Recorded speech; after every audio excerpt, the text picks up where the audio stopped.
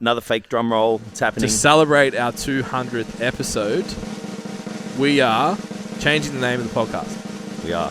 To Beyond the Gym Floor. We should have said it at the same time. Shit. Oh, we fucked it up. Ruined. Beyond the gym floor. Yeah, why? Because all of you fucking tag the wrong place all the time. So, so we're going to have Beyond the Gym Floor by STC Learn, and we're going to have Barbells and Banter by STC Fit. Yep. To make it very clear that the Beyond the Gym Floor one's the one for PTs, and it's blue now, so you can't fuck it up. And Barbells and Banter is staying orange, and that's for training stuff. Full transparency, that's our fault. 100%. So take full personal responsibility for the confusion that we have ensued on everybody. Hopefully that clears things up for everyone. Yeah. It's only taken fucking however many years, but here we are. All right, enjoy the app, guys. Bye. Cheers, guys. Bye. Bro. This new this camera and stuff. No idea. Yeah. Turn it on. Do the thing. Yeah, and I refuse to read the instructions. Like, not even I refuse. I'm just not one of those people. I'm going to have to. Yeah, I'm going to watch... You'll go down the YouTube hole, yeah? Yeah, I'm watching the YouTube, man. Too. Yeah. Kinesthetic learner. Yeah. It's not saying I'm incapable of reading. It's definitely more digestible. Yeah, because like if the video is done properly, they'll take you through the menu. Yeah. But if you read the book, it's just like function dash fucking F1 dash SQ mode dash. Like, thanks. Sweet, bro. Yeah. Like, what the fuck are these things? So, yeah. Have you got a coffee with you, Tam? Yeah. You can just pretend. Cheers, boys. Yep. Cheers. Yeah. Cheers with our coffees for the listeners. This is an Irish coffee. Yeah. With Irish whiskey or whatever. You put the whiskey in the coffee. Yeah. So the next episode's going to be shit because we'll be smashed. Happy 200. That's it. Much different to the other milestone video we did in terms of celebrations. Yeah, let's never do that again. Yeah, no, fuck that. We were heavily influenced and it was a bad decision. Yeah. That one's going into that picture's going into the archives with that photo shoot. It's like the only time that comes out is if I owe someone money. Yeah. Yep. Anything for a laugh. Yeah. Although we're probably doing our episode next week might be worse. We'll see. When's that? Oh, the post? Yeah. Project Hybrid weekend. Is that what you're talking about? No, I've got an idea for. Oh, okay. For the podcast. We just have to both commit to doing it. That sounds fucking awful. Yeah. Just your tone and your language just then makes me scared. Mm. Hey, it'd be good for the watchers. Yeah, sure. Yeah, not so much for the listeners, but good for the watchers. Why not? Yeah, cool. Yeah. So what we're talking about, our new expensive ass, what are they? Sony ZV-10 cameras. Yeah. Fancy as fuck, but we don't know how to use them. Are they fancy? Yeah, I don't know. Did your reel do well? I look at these cameras and I'm like, he must just sit there and like this dude must be in the back of his head. Like, it's cute. You're so cute. Look at these little shitty cameras. My lens is worth more than your camera. I said to Steph, I go, we're fucking dipping our toes in here. She's like, what do you mean? She's like, did you buy a shit one? And I'm like, no. I said, I go, Tam's probably got cameras that are worth like $5,000. Yeah. You know, and without the lens, you know. And she's like, oh wow. And I was like, yeah. And I'm like, I can't be trusted with something like that anyway. We don't need 3 of those. Nah. If we're going to use that camera, we just have Tam with us. Yeah. Like that one's some fucking serious business. Like it looks like a Canon for the people at home. Ironically, it's a Canon brand camera. As in, it looks like it could shoot a projectile at me. Yeah, and then that one's just like a transformer. It just gains pieces. Yeah. Like when all the transformers like connect together to make a super transformer. Showing my age there. But look. Did the reel do well? Did the first one crack? It got a lot of comments. Yeah, it got more comments than I ever have. Yeah. I guess if you're clout chasing, it didn't get the likes that I probably would have expected. Reach wise, better than normal. I've got to check. I just kind of pressed send. But that's one of those ones that like I'll repost. Yeah, because I feel like I hit it. Like I feel like it's one of those ones that I just need right place, right time.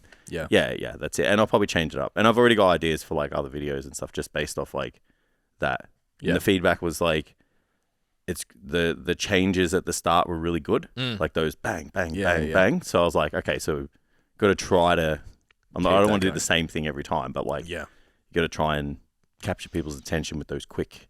Yeah, it's interesting. So Jess collabed me in on one of her posts. Yeah. As literally just her training.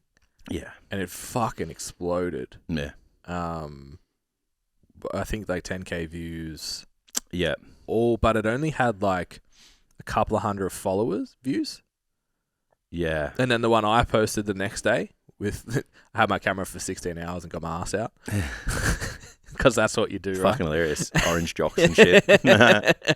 And that actually got more follower reach than what the Jess collab did, which I thought was really interesting. I wonder if it knows. So it didn't feed it into the algorithm, but it fed it to more people that follow me than typical, which was interesting. Yeah, it's interesting. Yeah, it is. I wonder if it knows, like, if it's like a generic training one, like, oh, this one, like, we've seen other things like traction. This. Yeah.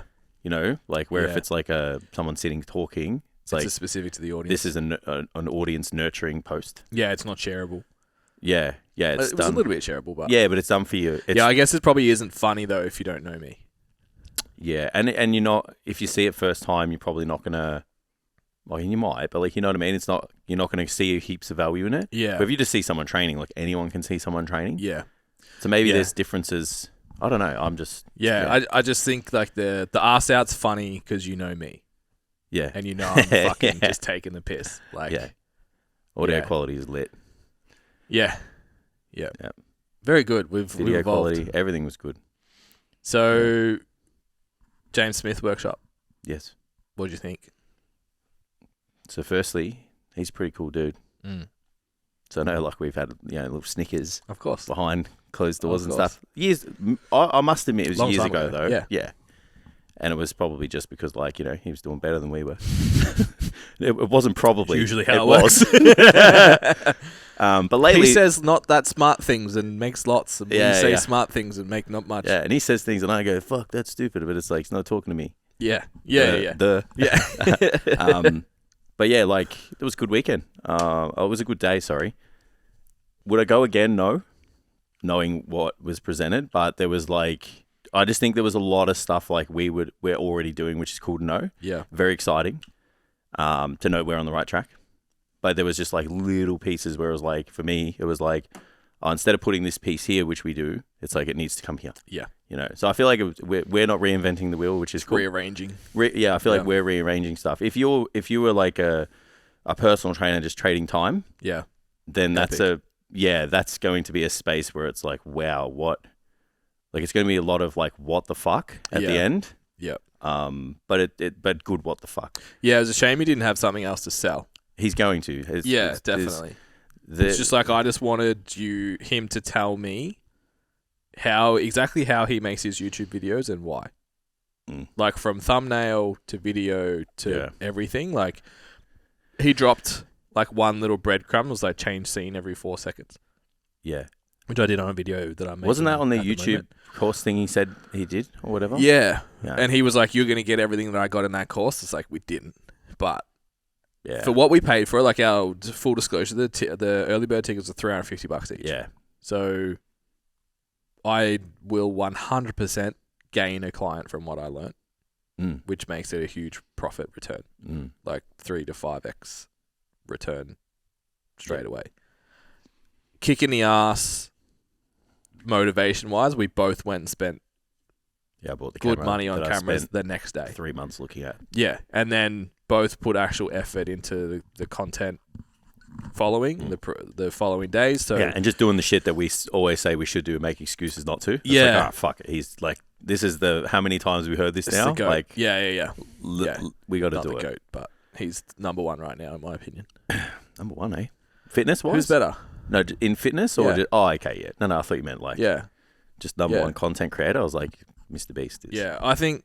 Oh yeah, I think he's is number one in fitness though. Ryan Humiston or whatever. He's pretty good. Okay. So the dude he referenced every time. Yeah. Okay. He makes fucking epic videos. Right. I'll have to start. Like has like an EMG thing and like fucking puts his camera in the fridge and like presses play and then opens it up. It's like, it's just the way he captures angles and shit. I'm like, fuck, man. He's got like a skeleton and shit. Like explains like we're doing this today and this is, you know, and then like goes in, puts the EMG shit on, does a couple of exercises. Like it's very well thought out. Yeah. Yeah, it's meticulously thought out stuff. I think the thing that impresses me with James the most is he never says anything groundbreaking. Yeah, because it's just consistent stuff that makes sense. Yeah. Yeah. But it just fucking is so in on his audience. Yeah. Even when he was saying like he made his Prime video because he trains the teenagers' mums. Yeah.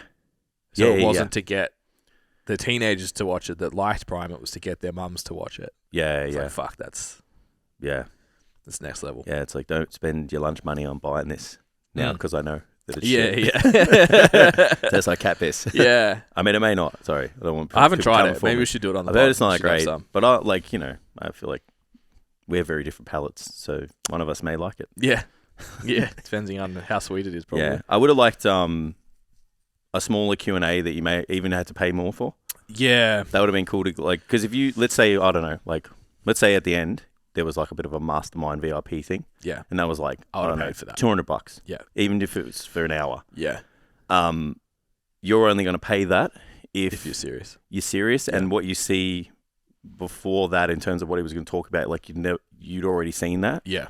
So then you can really get, because like, it's kind of like training. Like you go to the seminar, but then we get value in like, I just want to pay for this person's time or ask the person the questions. Yeah. I think that would have been cool. Yeah, I think listening to a podcast on the way here, and it's called A Pain Ending Relationship. So they did this study. Oh, this is going way left field, but we'll come back.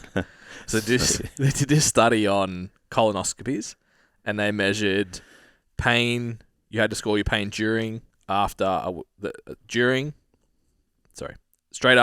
the next day, 6 months later.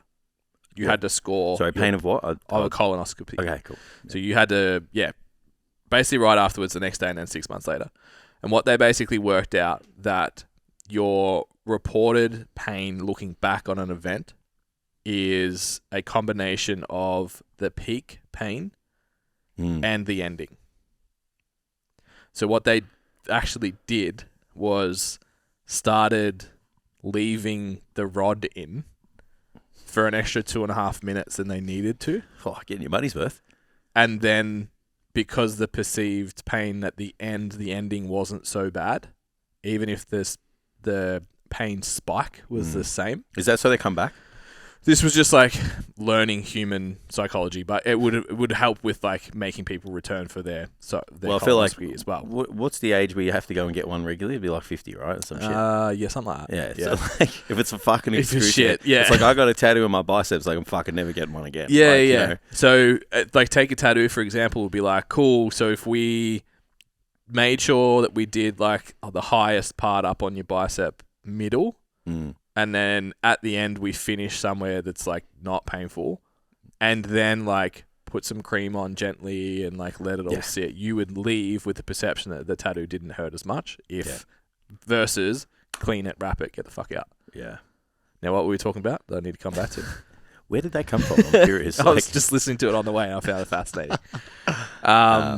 We were talking about paying a bit extra money. Our perception of the event was, I think, reduced because of the Q&A was our Q&A.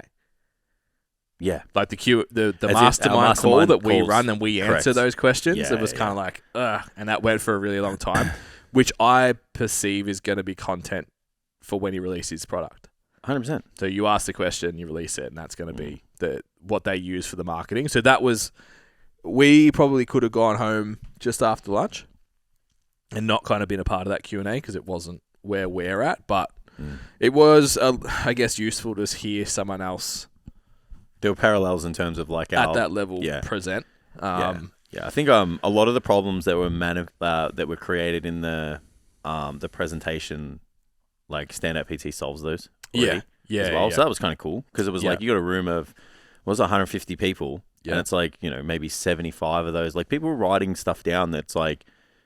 We take for granted that like people should Everyone know. knows, but it's not. It's like it's still super ingrained. The time for money trap and just like literally the person servicing the client there and then is just ingrained in personal training culture. So yeah, like even when people were like, oh, that sounds cool, or that's a great idea, or whatever, it's like, oh, that's, week 2 of Standout, or, just what we do in our foundations course, we give that, that's just what you get before you start. Free, yeah. So that was cool. That was good to know as well. And obviously the networking and stuff is really good too. Yeah, definitely. Yeah, which is worth it anyway. It's like, have five really good conversations with people. Just and it's being like, in the room.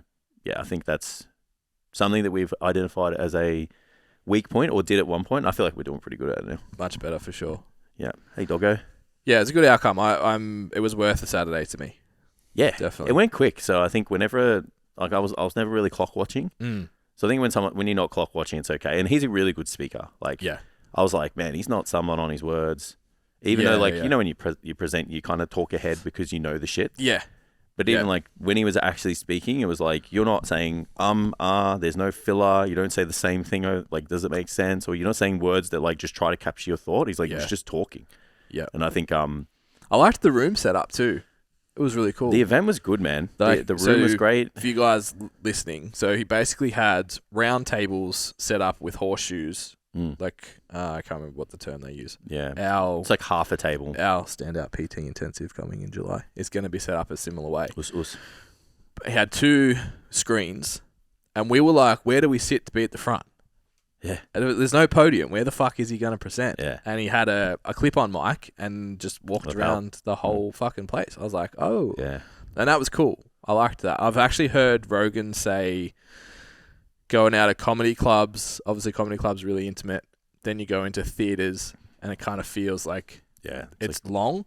And he goes, arenas, you think that they're not going to be as intimate, but if you can get, so at Chappelle when he was in the middle and he could walk around, he goes, that's super intimate because they're around you. Yeah. If you're at the front and you have to project out, it's not.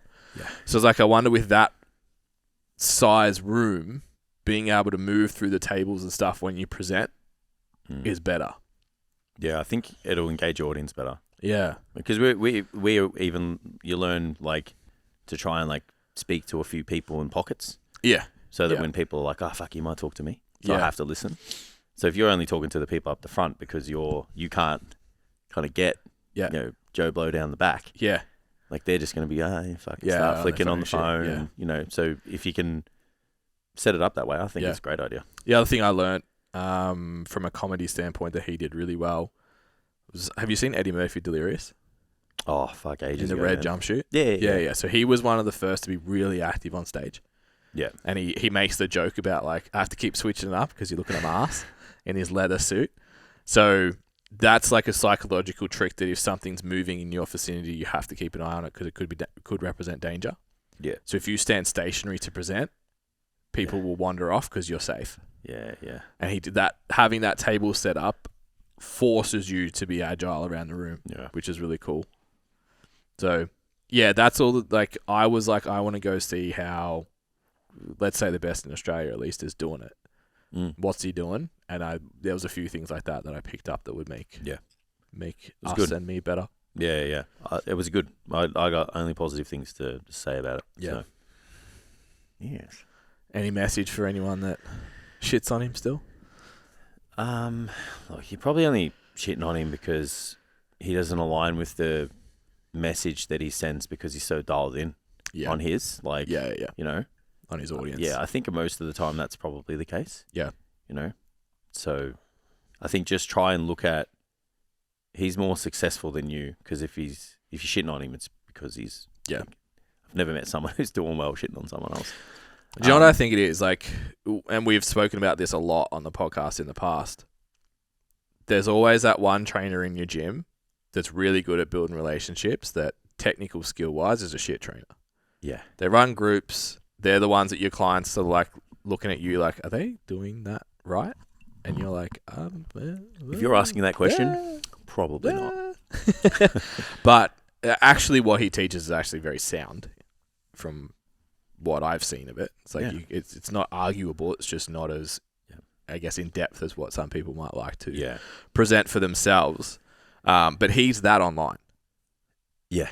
So you're looking over and you're like, oh, this guy just says calorie deficit. Yeah, like how does he, like, how do people like align with that and rah-rah? But it's like, you're obviously not the person that he wants to. Instead of how does he create that community and what can I learn? Correct. Yeah, it's like what successes can you take out of that? What parallels can you take out of that for your own business? Yeah, I think it's like it took a little bit of like seeing the Matrix a bit from that perspective for me, like rather than like getting emotional and being like, well, I'm smarter than this person, and I know all these things, and I have all these certifications and blah blah. Like it was like you kind of, it's a sign of maturity and a sign of seeing a little bit of the Matrix there, going, okay, hang on a minute. Yeah, it's like, why is this good? Why is this popular? Why do people like it? Yeah, why is this particular person hitting so well? It's not the algorithm, it's you. Pretty much. Both need haircuts, but hats on. Yeah, fuck. That's why I content shit, yeah. Yeah. I signed up a girl this week who's looking to go into like the athletic kind of realm. She's only got a Cert 3-4 only. She's like, oh, like tossing up whether I go back to school, blah, blah, blah. And I was like, what quals do you think school's going to give you? We have. Because she came to a workshop, saw us present, and then was like, yeah, I need to do that. She's like, oh, I assume like both of you guys have like bachelors and stuff. I'm like, I'm a Cert 4. Yeah. And Jace has got exercise science degree. Skipped anatomy and physiology week every fucking time. Me and Benny spoke about that on the podcast. Dogs. So yeah, that was really interesting too. And like James is obviously just a PT, like air quotes there, but very good, obviously sales background, but yeah, it's just a trainer. Yeah. Which I think a lot of people think that they need to not be, or they need to be more than that to be something, and you don't. Yeah. Yeah. You don't at all. Yeah, I think the only other thing maybe, I think the content's good to make, but I still think you have to have other elements to really kind of hit. Yeah. I've started reading Alex's book as well, so the $100 million offer. Yeah. Hormozzi's book, and yeah, because you can just be like, you can just make good content and hit. Like there'd be heaps of people with like heaps of followers and stuff, but like anything else after the like button is horrible. From a systems and like, ecosystem perspective. Likes are good, fans are better. Yeah, fans and then having an actual product that your fans will not only buy but actually get an outcome from. Yeah, and tell other people about it as well, like for yourself. Yeah, after reading that book, I'm like, it's so funny. Like I put up the how have we helped you, and we got like half a dozen messages like, oh, I wouldn't be a PT without you. We've got heaps of old ones that are like, oh, I listened to the podcast for 12 months, went from 5 clients to 45 clients, blah, blah, blah. Yeah. And it's like reading that book, it's like that, not imposter syndrome, I don't think that's the right term, but just like, I just want to go down a rabbit hole and pull apart every sentence in the course. It's like, make it even better. Make it even better. Always. Yeah. So always, that's cool. Man. Yeah. I mean, I don't know how many more evolutions of that fucking course we can do. Yeah. But it's fucking... We're always trying to push for... And I think the hard thing is what does push mean? Because I push... In the part... When we first launched the course, it was way too complex. Yeah. We had to peel it right back. And then it's like, okay, are we pushing complexity now at the cost of simplicity and application? Yeah. So managing that, like we trialed a few workshops in the last 6 months. Some of them hit, some of them didn't hit. Yeah. So now it's like, okay, this is exactly what they need. That they'll actually apply. Because we talk about that too. It's like, oh, we're doing role play sales week, and everyone's like, oh, I'm sick that day. I have an appointment right now that I forgot about. We actually had someone that had their microphone off mute. So good. And Jace goes, all right, so we're going to do this, and then we're going to do a role play, and you just hear, oh, for fuck's sake. And then just like a puff of dust. Just a fucking beard. Smoke bomb out of here. Hilarious. So good. Hilarious. Yeah. Role play's the best though. It is learn the most. The fastest way to get really good. Yeah. Yeah, but we won't make you do it in Standout. We'll allow you to. No, come to the fucking workshop, you dogs. Yeah. We've worked it out. Role play means no one comes. Yeah. Yeah. It's like giving the cardio that no one will do. Yeah. It's like we just got to meet you where you're at right now. Yeah. It's just, maybe we'll blend the vegetables into the pasta sauce a bit. Yeah, and that's just it. Pick on yours individually. Yeah, which is way scarier. Yeah. What's up, guys? You're listening to the STC Fit Learning Podcast, brought to you by ourselves. feel free to go check out our website, so stcfitlearning.com.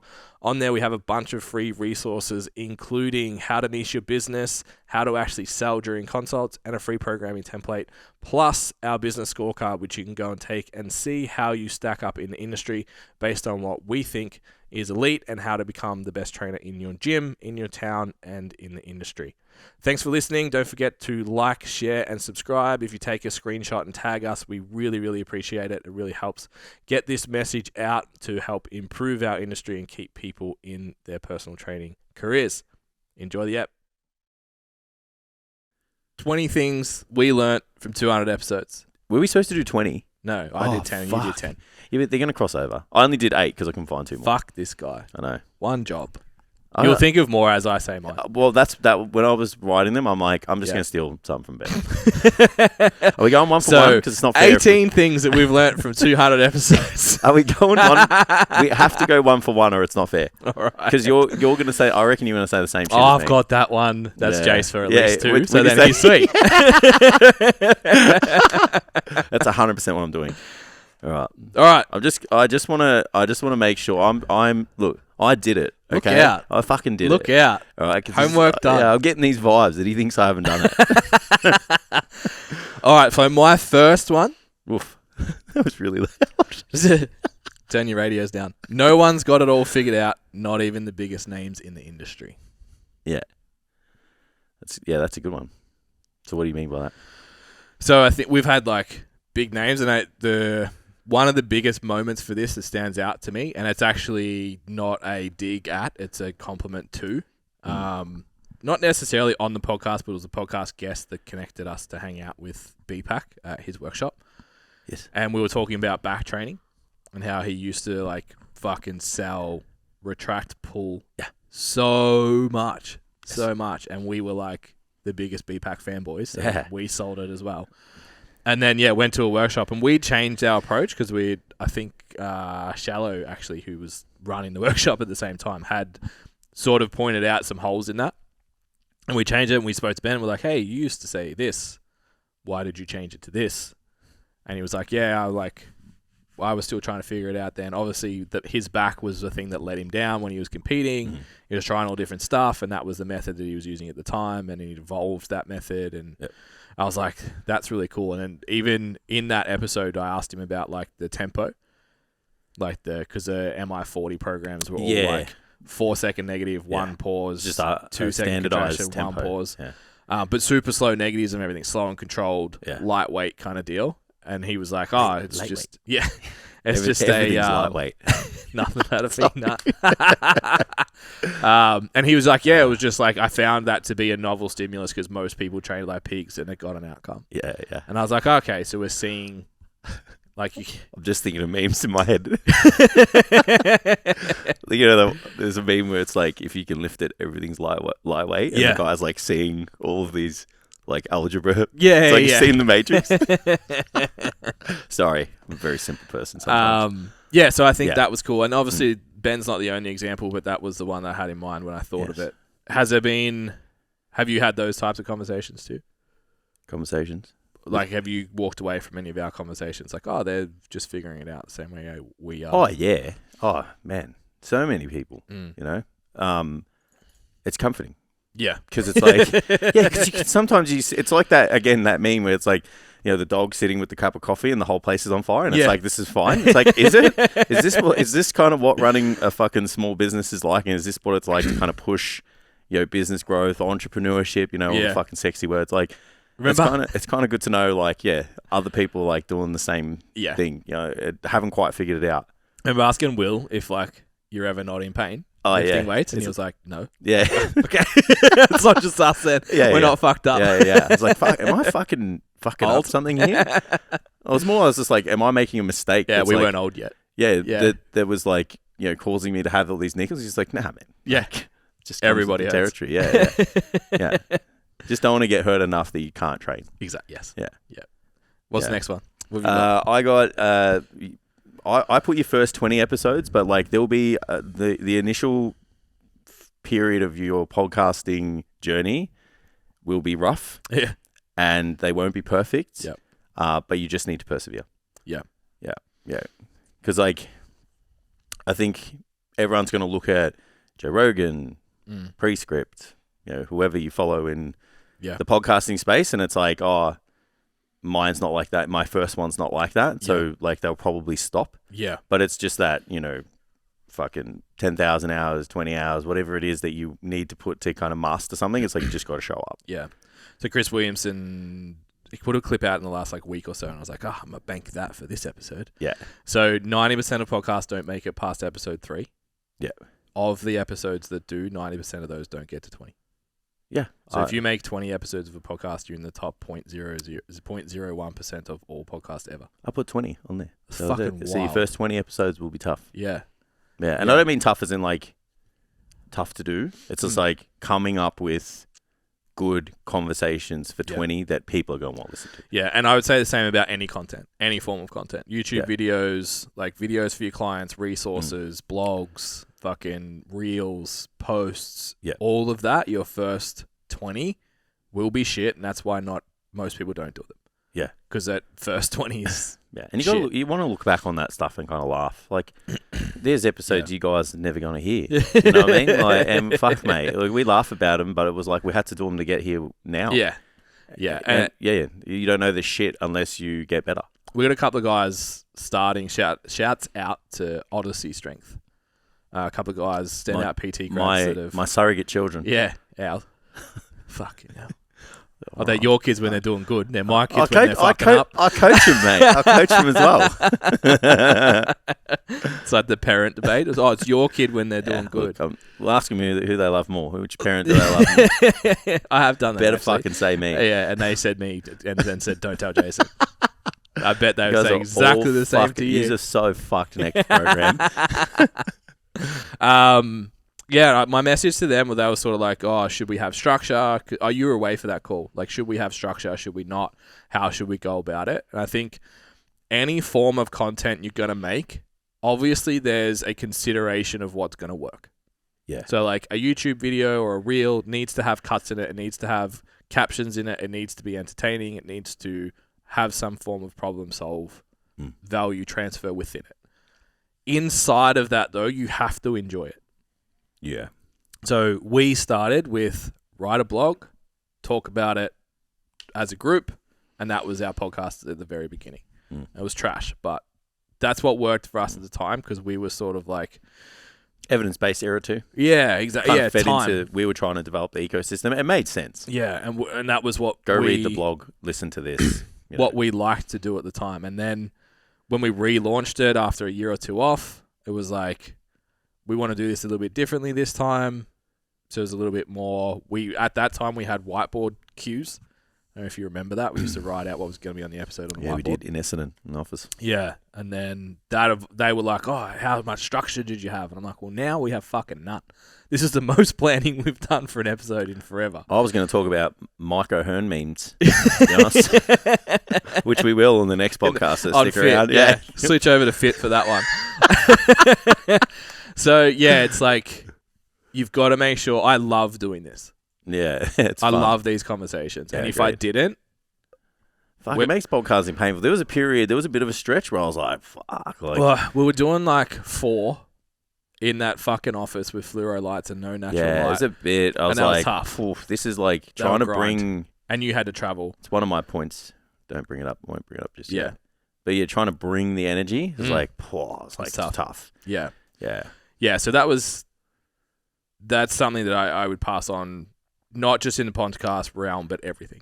Yes. If you don't enjoy the reel, making the reel, like putting cuffs on and getting your massive chest out or getting your ass out like I did yesterday, if that's not fun for you, it's going to be a slog. Yeah. So find a way to deliver content in a way that you enjoy it, and it'll be, even if it's shit, at least you had a good time. Yeah. Yeah, that's it. Yeah. Because we're going to sit here for 3 hours this morning and do 2 podcasts.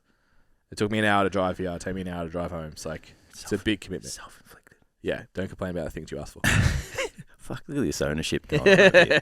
Can't even bag the man when he says stuff like that. True fans are more important than likes, downloads, and followers for personal trainers. He fucking stole one of mine. He didn't. But I'm taking it. Yeah, that's true. So I think... I'm going to start interviewing. So you guys have heard me mention Chris Williamson like fucking 8 times in the last 2 weeks. I'm like rabbit hole on his podcast. Fanboying hard. Yeah. And that's how he does his podcast. He just like, he quotes the person and then just doesn't say anything. And it's like, you just have to elaborate on the thing that you said once. So now I'm saying the thing and you just have to elaborate. Yeah, so I forgot what he said. No, I'm kidding. So true fans are more important than likes, downloads, and followers for personal trainers. Yeah, 100%. I think where you want to start is nurturing the current audience you have in your current circle. Doesn't matter how small it is. Like, try your best to nurture that. It'll get a little bit bigger and bigger each time. And I think that we focus too much on, it's like I need to focus just on getting clients and not, kind of retaining the ones I've got.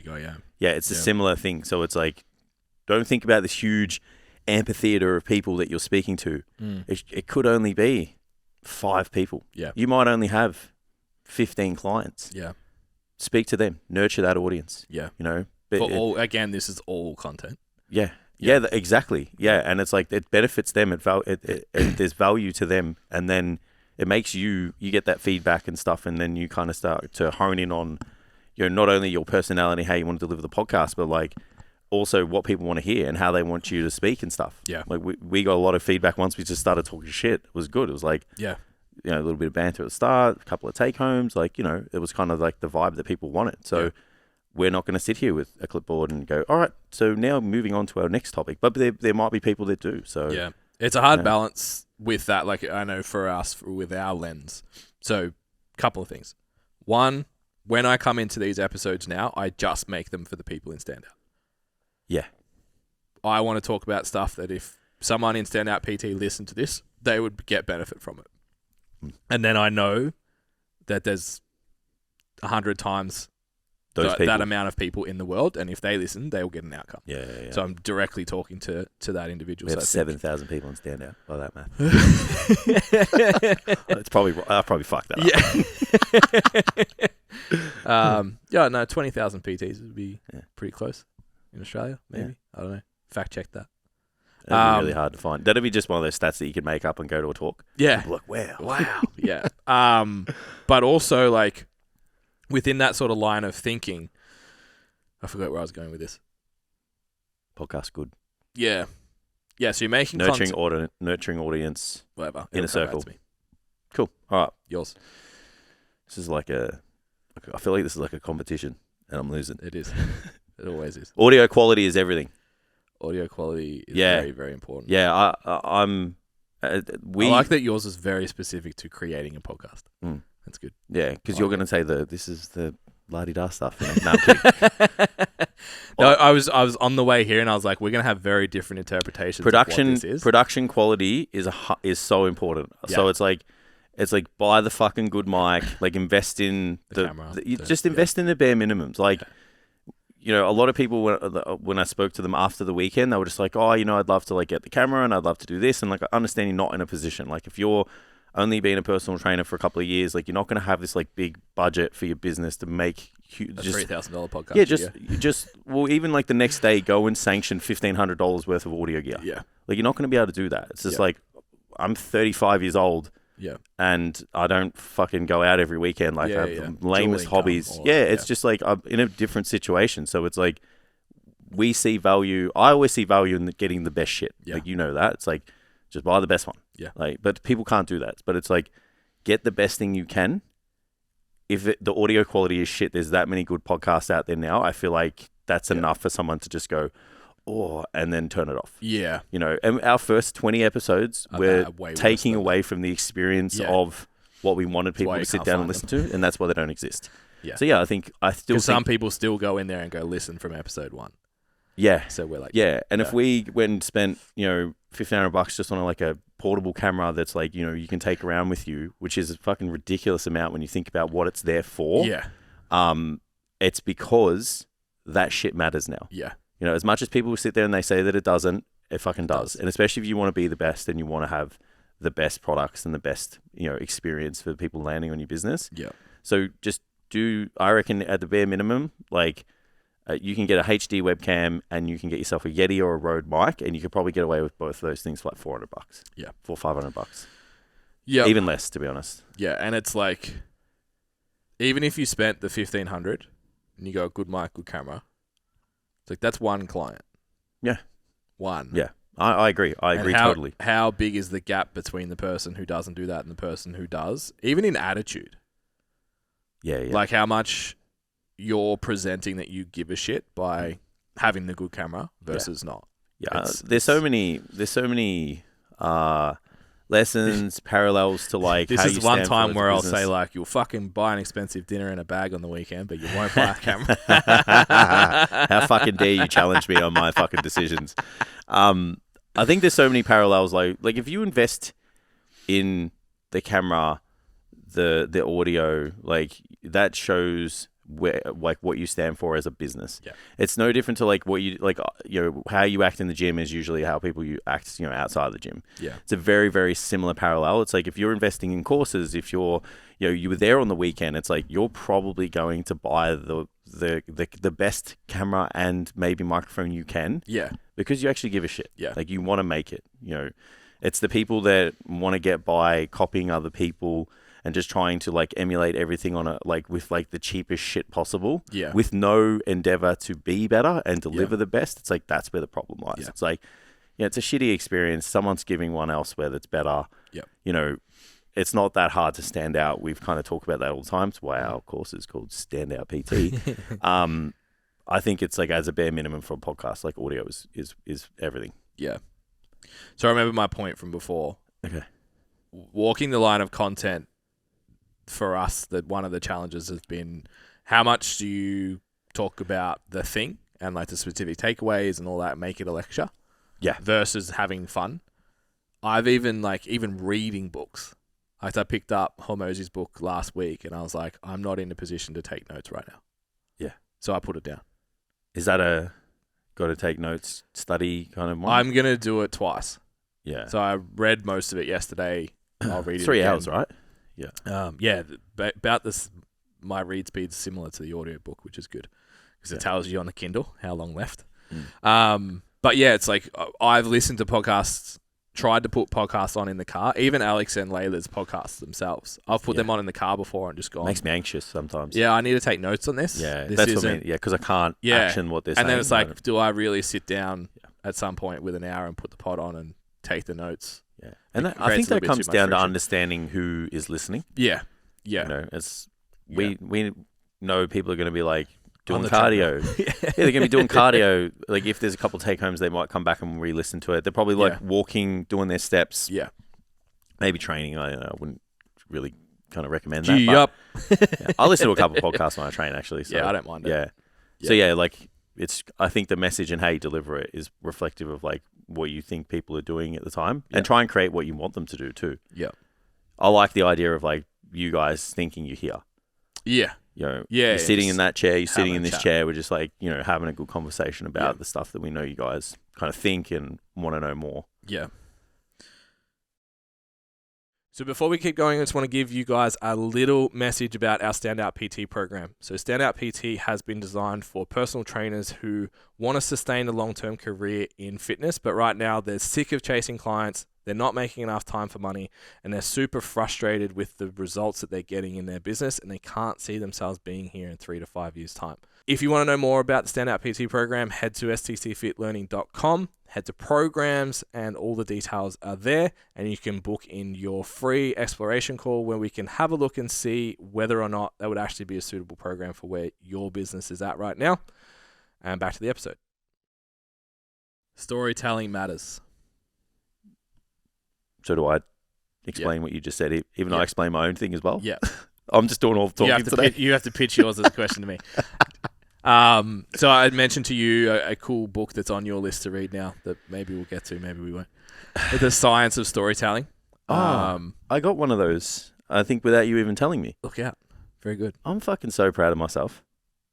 Me too. All right. Me too. I'm going to search it up and see if it's like the actual book. So being able to wrap anything up in a story is really, really important. And I think that anyone who's doing really well has an ability to do that. So the James, the Jordan, Shallow, like those guys that are able to either find an analogy for how, like we used to make fun of Jordan for how much he says it's like. but it's just because he could create an analogy out of fucking anything.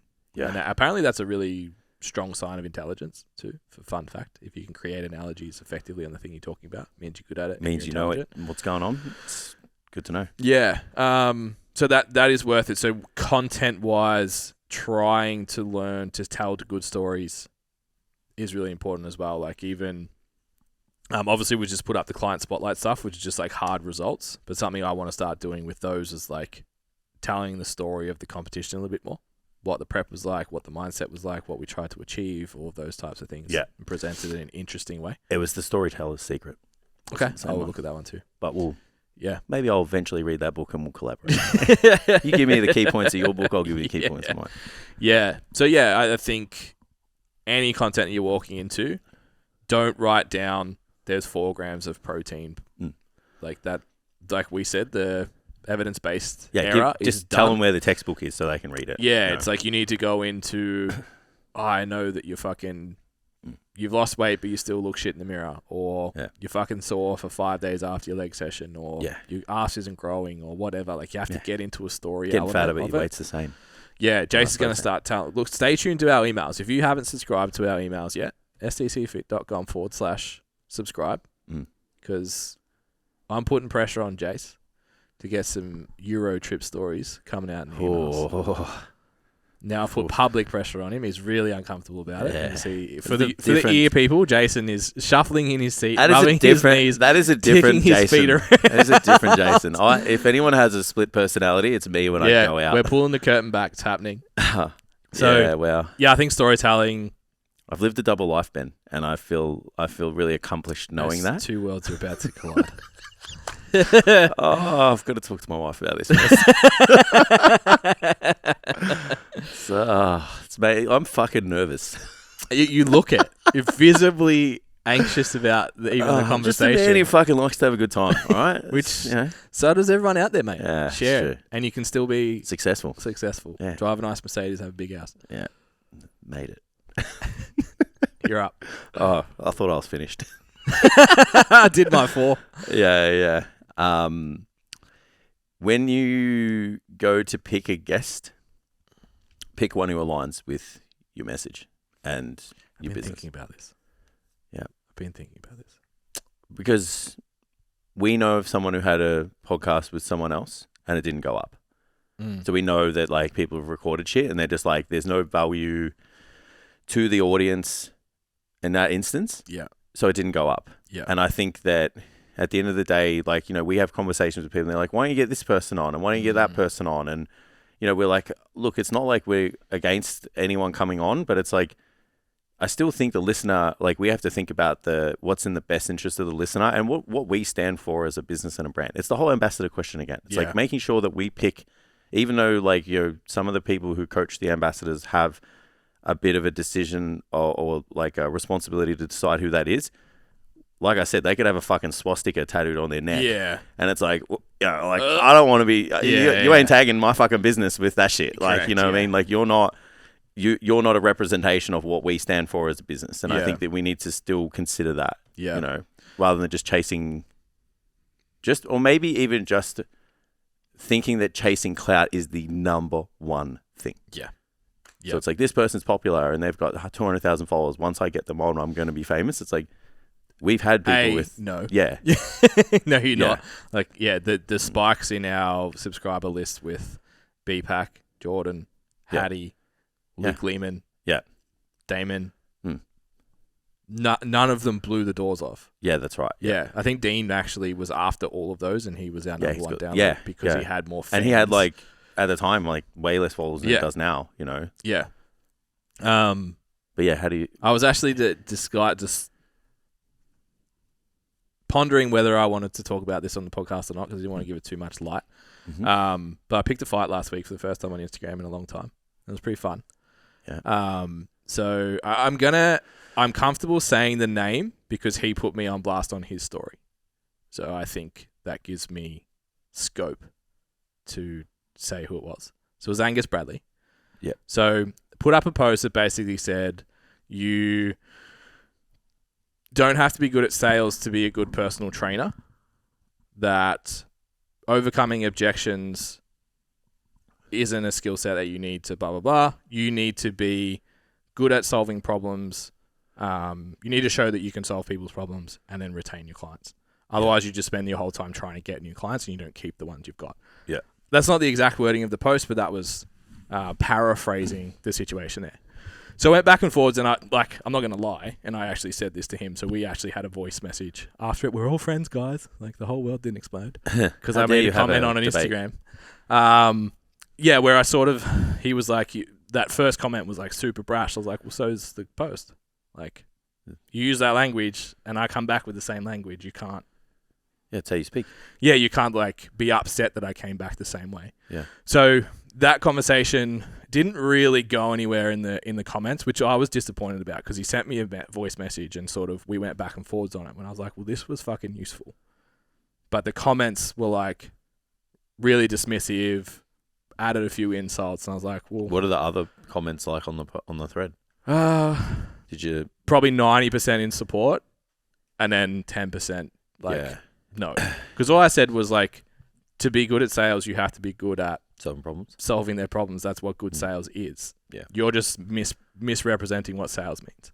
Yeah. And my message was every single thing that you do as a coach is sales. You have to be a good personal trainer. No one's denying that at all. Yeah. Like, what's good being a good personal trainer mean? You know. Yeah, that's as it. well. So yeah. but that's a really easy thing to say and be polarizing. Yeah. So where he went in on it was like, because I sort of said, well, everything in fucking coaching is sales. Yeah. Because if I want you to follow a 4-day-a-week program that you're not used to following to change your habits, I have to present a value transaction to you and say, you need to put in this much time and this is the reward you'll get. Yeah. And sell that, quotation marks, to you. Yeah. For you to actually execute if you're someone who doesn't do that. Yeah, and if they haven't done it in the past or they've tried to and for whatever reason, there's probably issues that need to be solved. Yeah, and what do you do when you give someone their macros? You say, well, this is what we're going to do and these are the expected outcomes. And if you're willing and able to do that, this is what we're going to do. Yeah. If that's not a sale, I don't know what is. Yeah, I think they're probably where those statements lie and people who probably align with that, they probably think it's like the fucking loser with the suit on with the fucking slick back It's the car hair, salesman. Yeah. You know, on the phone, just like cold calling people, selling them shit that they don't want. Like, and that was my thing is like, that pisses me off because some first year personal trainer reads that and goes, I don't need to fucking know about I just need sales. to go and do all these courses and shit. Good. It's like, well, what does good mean? You can write good programs because that's not good. Yeah. Writing good programs for no one isn't a good personal training business. Yeah. So Angus actually said like, hey, the first message was like, hey, this would be good to come on the podcast. Not that I'm inviting myself. And I was just like, I've sat on it and I'm actually wanted to bring it up to put it out to the audience, whether you think he should come on for us to have more conversations, because there's actually quite a few things that we've kind of gone back and forwards on, to have these types of conversations on, because I would say he's not in alignment with much of what we coach, movement wise. Definitely that conversation though would give value to the people if it was done properly. And I'm just not sure it would be, and that's my hesitation. So if it's more if it's not going to be done properly, I don't want to waste my time. If you guys think that we should, then he's already offered, so we can make it happen. But it's just when you're that far apart, sometimes it's like, so his comeback was, so what did you do in life before you were a gun at sales? Like, what if you just wanted to tell your mate, like, come to the pub? And it's like, well, if your mate doesn't want to go to the pub and you want him to go to the pub, what do you do? Yeah, so outline some kind of I'll drive you. Benefit. I'll pay for your pay for your drinks. You either present a benefit or a cost. You know, exactly. And it's like that's selling. Yeah. And then what do they say? Oh, fuck it, you sold me. Yeah. You convinced me. I'm going to get a bag on the way. You twisted my arm. Oh, yeah, all of a sudden I'm in. It's like, if that's not fucking sales, then, like, you just proved my point for me. Okay. And that's, I think, like you said, the perception is like the sleazy, put my hand on your knee and ask you about your dead dog and then use that cue later on in the sale to make you cry when you buy the personal trainer. It's like, that's being a cunt. That's not sales. That's just being shit. Yeah. So. Yeah, but you're not selling insurance to somebody who doesn't need it. That's right. Yeah. So that was interesting. So feedback open, hit us, DMs, tag him in this. I think where the biggest opinion confusion lies for that is people those people think that we think we don't have to be good at our job as well. Yeah. Which is not like true. there's these two camps. Yeah, and that was like, another comment that came up. Was like, oh, I said fucking, I've done everything I can to be fucking exceptional at what I do. Yeah, like yeah, you know, more than most people. I paid $40,000 to go to university to learn half the shit I didn't need to use. You know what I mean? It's like there's no like we don't sit here, guys, and go, you don't have to be good at the hard skills. Yeah, you know, we're the first people to sit there and say it. It's just like for the kid that can't have a conversation with a grown adult. Yeah. To help them with their fitness goals, we can give them a framework to have a conversation to get them to a position where that person sees value in the service they offer and want to work together to achieve the outcome. And then someone says, I never did any sales training, who has blown up to over 20,000 followers based on their charisma and personality and their ability to chat shit. It's like, you didn't need to do sales training because you had it. Yeah, you knew how to do that. You can have conversations with people. Whereas people who come in who see that, and we have an industry where the average lifespan is 6 months, because they can't do that, that's actually hurting people. Yeah. Like there's the do no harm things. Like you can have a different opinion about whatever you want. I don't care. Just don't hurt anybody. It's like that's hurting people. It's hurting the industry at this point. Okay. Regurgitating textbooks isn't intelligence. Yep. And I think that ties into the storytelling. Yeah. I think there needs to be a little bit of authenticity as well. Like for a listener to want to come back. Like for a listener to want to come back. You know, to get past that, 20 episodes for whatever reason. It's like you might hit a block with content you might not see as valuable, or you might just you might see that no one's watching, no one's listening. Yeah. Yeah, I think it's like it's not audible. Like, you don't have to just read the shit from a textbook. It's like they can go and get that textbook. Then they can listen to it and read it now. Yeah. Or they can watch a YouTube video. Like there's so many ways. And ironically, a good Audible book, like Alex's $100 million offer book, it's fucking unreal. Yeah. As in from a story standpoint. Every chapter is a story about a thing that happened. Yeah. And then he presents like, so you need to do this. Yeah. So the textbook thing, like we said, we tried it, we did it in the evidence-based era. Maybe it was a good thing then, but it's fucking not. Yeah, it's a bit of a snooze fest now, I think. Yeah. I'm running out of ones to talk about, just letting you know. So this one's, be yourself. Like I put be yourself and get rid of the phone voice. Yeah. Yeah, so like every now and then, like the phone voice Jason kind of comes out. Yeah, I get it with content. I fucking hate him. Yeah. Like, yeah.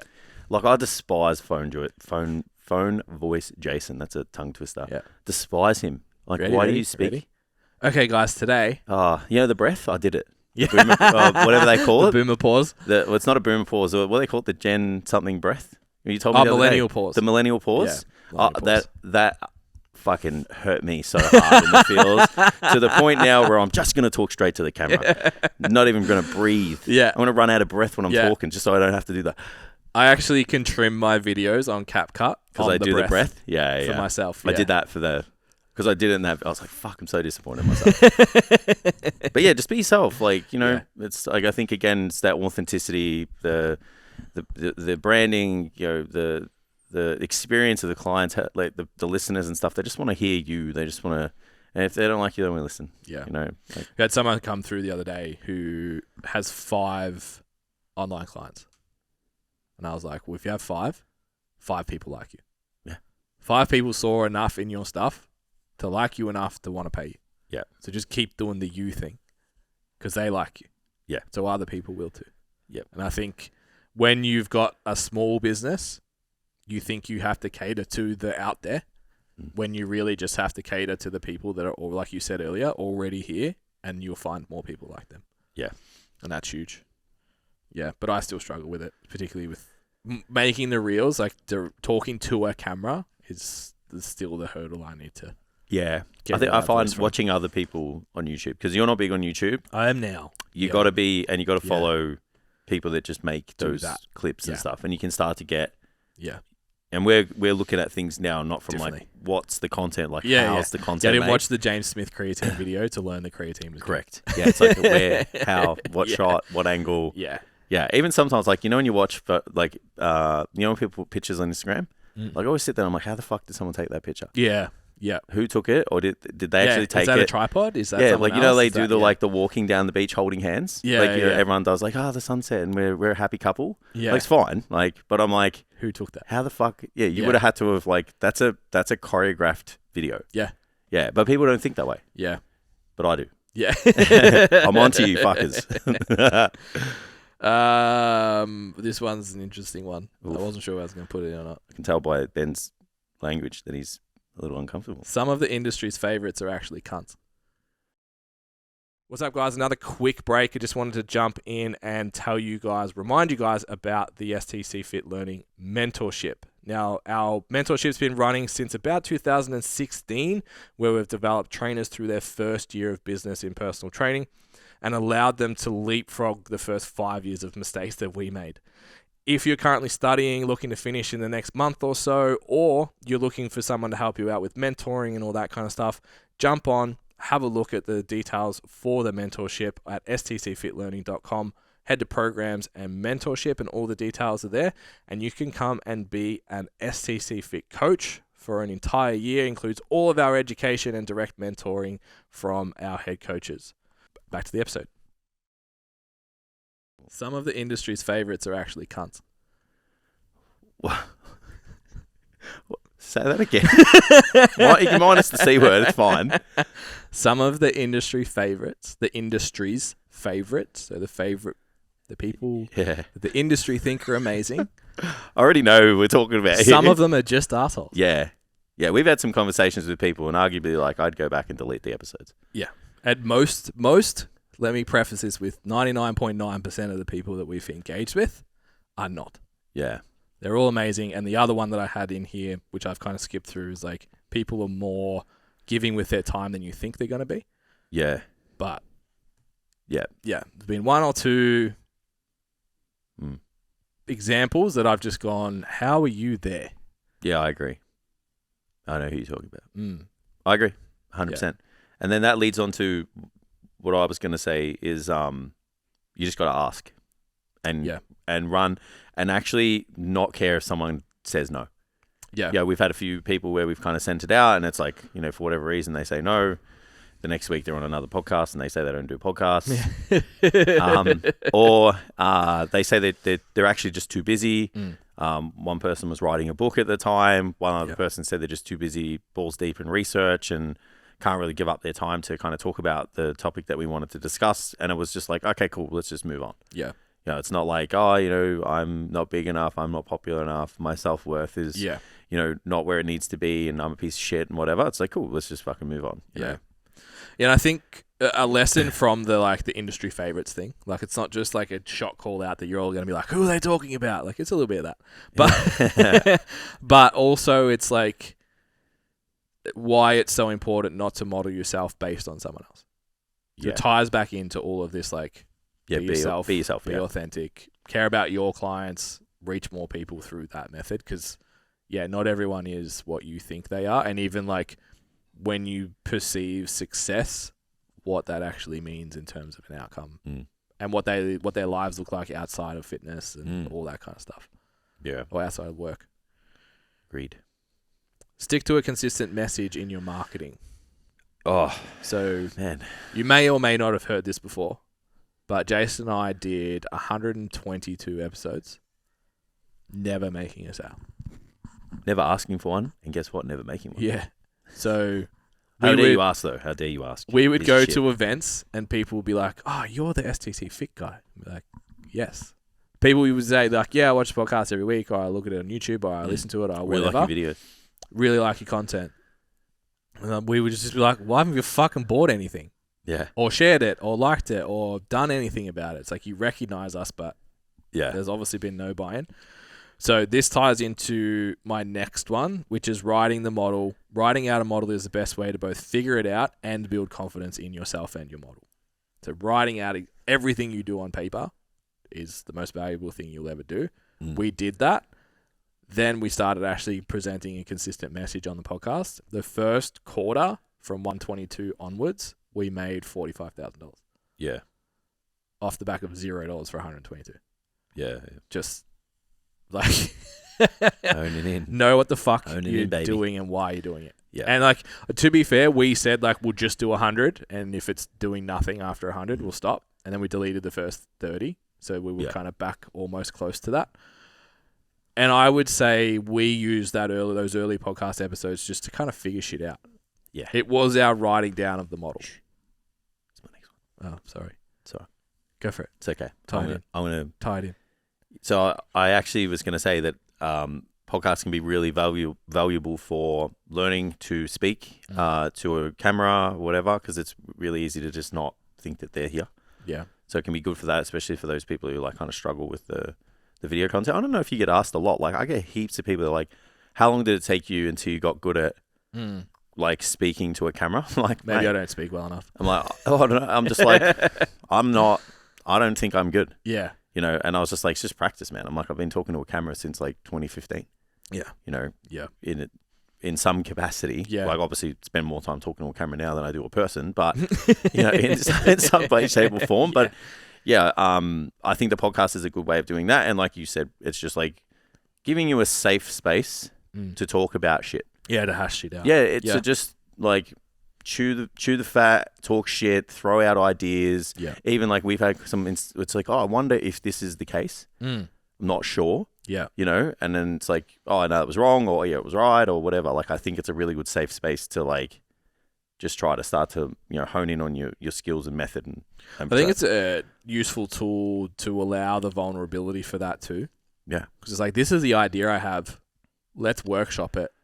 And then as I'm speaking it out loud, I have to kind of own any holes that are in it. And that's the important part of writing it out too. It's like, when we started writing Standout back in the day, it was like nothing made me a better coach. Then I just heard that from someone. Is that even true? Look it up. Yeah. Because I can't fucking say it on a podcast if I don't even know. Just heard it from some guy one time. Charles said, you know what I mean? Charles said a lot. I should probably check if that's valid. So yeah, I think that's really valuable. To get the, what was it? The elk? Yeah, elk meat. The extra glycogen. Tastes sweet. Tastes sweet. Palm oil only from the Dominican Republic. Yeah. Not anywhere else. It's got master on it. T-ball. Your turn. Oh, already? Fuck. I have 2 left. This is my last one. Good. A podcast won't launch your business into the stratosphere. Yeah. So, like, it's not a cheat code. No, it's not. So you just it's got to fit in with part of the whole business. Yeah. You know, you got to be doing it for the right reasons. So if you think like running a podcast is just like, I'm going to run a podcast, I'm going to get heaps of clients, and I'm going to be fucking living in a yacht or whatever it is. You know, go on a fucking Lambo dealership. I want an orange one with fucking orange calipers and shit, black wheels. It's like, no, it's not good. It doesn't work that way. Yeah. It needs to be a thought out thing where it's like, this is a valuable component of the business. This is a valuable thing for the audience, our clients. Yeah. And kind of all needs to complement each other. Yeah. And if you make it for your clients, it's the most chance of it being successful anyway.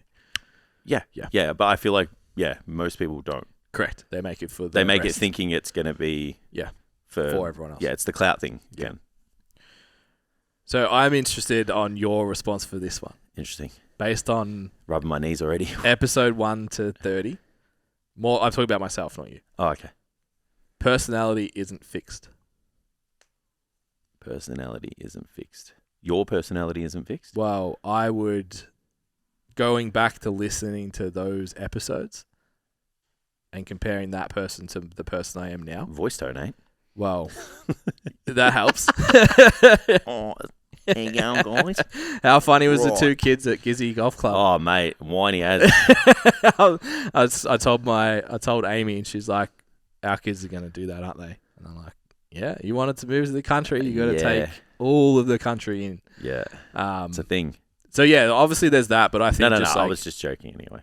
Sorry. Yeah, I think there's other. I'm curious if you think there's other personality traits that have shifted through being in this. It's not just the podcast, like being in this industry, heavily personal development focused. You're always in kind of ideally growth mindset, ownership mindset. I'm gonna be honest with you, Ben. Go for it. Is this where we do that? I feel like you and I didn't know each other really that well until we started properly running a business. You know what I mean? Yeah. Like we were just like mates who like had like I think if either of us similarities in interests. If either of us had left the gym before we started properly we'd probably never together, we would just be Jace Phoenix in each other's phones forever. Yeah, I agree. So then, it kind of like we only really started to kind of just get to know each other once we started running a business properly. Yeah. So it's really hard but like from that person to now, it's the other thing is hard is because we're both fucking matured so much. Yeah. You know, like heaps. But I think maturity affects personality. 100%. Yeah. Yeah. Sure. I can say yes. Yeah. We obviously get less emotional and we're less reactive. So the pitchforks don't come out as often. Yeah. Very, kind of looking at the broader spectrum of things. Yeah. Most of the time. Much more well spoken. Yeah. So, yeah. I mean, I'd like traits of they're not kind of traits of personality, I guess, but yeah. I think when I wrote it, I was just like, fuck, the person I was back then, the decision making I had, the drive I had, the why I had, the way of engaging with people I had, all of those things compared to now are so different. Such a different human being. Yeah. And then I think of people that are just like, we call it fixed mindset, where it's just like, I'm this. You don't have to be. Nah. You don't have to be late all the time. You don't have to be chaotic. You don't have to be emotional. You don't have to be all of those things. You can actually learn to change all of those things. Yeah. And whether it's emotional maturity or whatever it is, you can actually develop skills. Like even now, like we've got this running joke like, Ben's making friends at the Gisborne gym. It's like I'm way more fucking outgoing in a social setting than what I was then. Yeah, okay. Because I spent the first, from 15 to 22, the only time I engaged with new people, I was drunk off my fucking face. Yeah. And then I stopped drinking. Yeah, so then it's like, I was like, how do I fucking talk to anyone? Yeah. And I actually had someone say to me at the party, you're really boring now. Yeah. And I was like, fuck. Like, how do I be interesting now? Need to find new friends. Yeah. So it's, it's like you've got to... Yeah, I can see that. Even for myself personally, I think like definitely have a lot more confidence and more self-esteem. Less thoughts about am I worthy? Can I sit at this table? Yeah, which changes behavior a lot. 100%, man. When you feel capable. It stops a lot of action being done. And I think that's the thing that I really kind of had issues with. Yeah. Was like I could never do anything. I could never action anything because I didn't think it was good enough. Everything has to be perfect. Perfect is never attainable. And then now it's just like, nah, fuck it. I can sit at this table. Yeah. And if it's whatever I'm actioning on, I can't bring it, I'll bring it somewhere else. Yeah. Or I'll make a mistake and fucking make it better. It was actually during the Ali's treatment YouTube video. Amy and I just had it on and just watched the whole thing through. Yeah. Which I don't watch a lot of this back. Yeah. Which I probably should do more of. Yeah. But I said to Amy, I'm like, am I that intense all the time? Or am I just uncomfortable because I have my shirt off on camera and I think I'm fat? Yeah. And she was like, nah, when you're in work mode, you're on. Pretty on. And I was like, I think that's something that I've kind of developed as well from a personality trait standpoint. It's like, there's shit that needs to be done and I'm going to do it rather than the kind of blasé young kid that I was when I started, which again could be maturity, but I think you don't have to be a specific type of person. You can evolve over time based on the needs. Yeah, I agree. Last one. Yep. It's for you because I'm ran out now. Who you spend your time with matters most. Oh, man. I can't even believe that people have tried to debunk this. You know what I mean? Like they've tried to debunk like, you don't have, it's not the 5 people. So you've taken this as the average of 5 people who influence your life. I wrote it as I wouldn't do this podcast, and we'll come back to that because it's a good point. Oh, yeah. I wouldn't do this podcast if I didn't like you so much, if I didn't enjoy being around Tam so much. The guests, we only get people we like 100%. That we want to hang out with. Like every guest we've come on has been like, fuck, we need to go out with them. Have dinner, have drinks. Like 100%. Yeah. It's got to be fun. So I think it's got to be fun. The feeling, community, the work environment, all of that we have is so important. Yeah. Like when we spoke to, so again, the Odyssey boys, so Giannis and Jackson running fairly successful businesses by themselves, started floating this idea of creating the app and maybe that they should come together. And I had a conversation with them. It was just sort of like basically explained the 12 months, 18 months ago. Yeah. I was like, we went from this to in the fucking toilet, walked out, personal life was fucked, everything was a fucking mess, and I still wanted to come to work. Yeah. Because of the people that I wanted to be around, and I wanted to be able to look each one of those people in the eye and show up as my best. And if you trust the person you're working with, entering into a relationship that much, fucking do it. Yeah. You know, like they went away and had a conversation, that was enough for them. So I think, yeah, just like, I think too many people try and do PT by themselves. And you don't have to bring in a business partner or do anything like that, but you need people around you that are on the same path as much as possible. Yeah, fucking nice. Yeah. All right. Prize? Who's the winner? Drum roll. Spin the wheel. Hit the Spin the wheel. We got a drum roll there somewhere on that fancy board. The wheel's spinning. The wheel's spinning. The wheel's spinning. The wheel's spinning. Ash Cowper from Habit Co Nutrition. Congratulations. You have won a branding pack from MA and 12 weeks access to Standout PT. Looks like you already follow MA, so that's going to be... Oh, she's from New Zealand. I've been there. Wanaka, Nelson. Congratulations. That's exciting. You just got yourself... fucking huge, bro. A fucking great deal. That's unreal. Huge. But yeah, thank you everyone who participated in the competition. Yeah, I really appreciate of other stuff coming out in the future. So yeah, what do we got? What's the date today? 26th. So I've got till next Wednesday to decide what our promo will be next. It'll be something. Yep. Probably won't be shared. It'll probably be opt-in to free shit. Yeah. Yeah, we'll give you something. Of course. Always. And obviously, thank you very much for 200 episodes. Yeah. Yeah. You guys are the reason why we show up every week. So thank you again for all your support. As much as all of those things are important, we probably wouldn't do it if no one listened. Yeah. It's very true. After a little while, we'd just be like, let's put it in the bin. Yeah. Right. Have a great week. We'll see you all next week. Don't forget to jump over to Barbells and Banter for our training and shit talk as well that we're going to record after this. All right. Thanks, guys. Subscribe. 5 stars.